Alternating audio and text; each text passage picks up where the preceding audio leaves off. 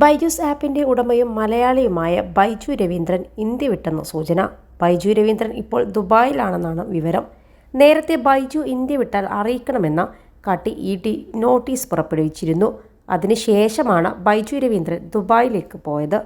അന്ന് രാജ്യം വിടുന്നതിന് തടസ്സമുണ്ടായിരുന്നില്ല എന്നതിനാലാണ് ബൈജു ദുബായിലേക്ക് മാറിയത്. ബൈജു ഇനി ഇന്ത്യയിലേക്ക് തിരികെ വരുമോ എന്നതിൽ വ്യക്തതയുമില്ല. ബൈജു രവീന്ദ്രനെതിരെ കഴിഞ്ഞ ദിവസം ED ലുക്കൌട്ട് നോട്ടീസ് പുറത്തിറക്കിയിരുന്നു.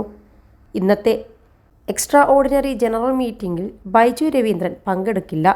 ഓൺലൈനായാണ് ഇന്ന് EGM നടക്കുക. ചാൻ സക്കർബർഗ് ഇനീഷ്യേറ്റീവ് അടക്കം ബൈജൂസിൻ്റെ പാരന്റ് കമ്പനിയിൽ 30% ഓഹരിയുള്ള നിക്ഷേപകരാണ് ഇന്നത്തെ യോഗം വിളിച്ചിരിക്കുന്നത്. ഗ്രൂപ്പ് CEO സ്ഥാനത്ത് നിന്ന് ബൈജുവിനെ വോട്ടിനിട്ട് നീക്കുക എന്നതാണ് യോഗത്തിൻ്റെ ഒരു അജണ്ട. സഹോദരൻ റിജു രവീന്ദ്രൻ, ഭാര്യ ദിവ്യ ഗോകുൽനാഥ് എന്നിവരെയും തൽസ്ഥാനങ്ങളിൽ നിന്ന് നീക്കും. പുതിയൊരാളെ നിയമിക്കുന്നതുവരെ കമ്പനിക്ക് ഒരു ഇടക്കാല CEOയെ കണ്ടെത്തും. +2 ഡിഗ്രി കഴിഞ്ഞവർക്ക് വേൾഡ്സ് ഫസ്റ്റ് AR/VR ക്ലാസ് റൂമിലൂടെ സ്മാർട്ട് ഫോൺ എഞ്ചിനീയർ ആവാം. കൂടുതൽ അറിയാൻ വിളിക്കൂ ബ്രിഡ്കോ ആൻഡ് ബ്രിഡ്കോ. EGM നടന്ന് 30 ദിവസത്തിനകം പുതിയ ഡയറക്ടർ ബോർഡിനെ നിയമിക്കും. ഇന്നത്തെ EGMൽ എടുക്കുന്ന തീരുമാനങ്ങൾ അന്തിമ ഉത്തരവ് വരുന്നതുവരെ നടപ്പാക്കരുതെന്ന് കർണാടക ഹൈക്കോടതി ഇടക്കാല ഉത്തരവിൽ പറഞ്ഞിരുന്നു. എന്നാൽ EGM നടത്തുന്നതിന് തടസ്സമില്ലെന്നും കർണാടക ഹൈക്കോടതി വ്യക്തമാക്കിയിരുന്നു.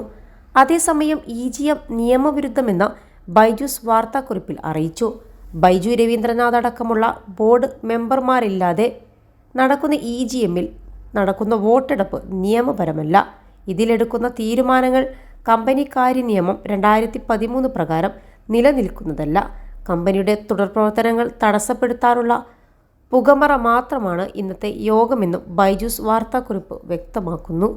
21 ലക്ഷത്തോളം സന്തുഷ്ടരായ ഉപഭോക്താക്കളും 2 ലക്ഷത്തോളം തിമിര ശസ്ത്രക്രിയകളും പൂർത്തിയാക്കിയ മലബാറിലെ ഏക കണ്ണാശുപത്രി അൽ സലാമ ഹൈ ഹോസ്പിറ്റൽ റോഡ്, പെരിന്തൽമണ്ണ.